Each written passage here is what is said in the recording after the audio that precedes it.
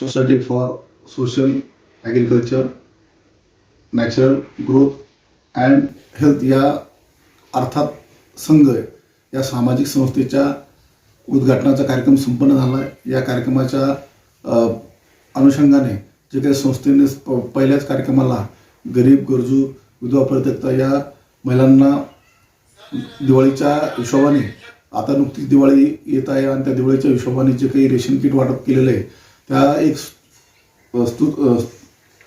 प्रशंसनीय कार्यक्रम आहे आणि या संस्थेला भविष्यात गरीब गरजू आणि वंचित लोकांच्या विकासासाठी काम करण्याचं बळ मिळून त्यांना सामाजिक काम करण्यासाठी जे काही आर्थिक सुद्धा पाठबळ मिळू अशी माझी शुभेच्छा आहे।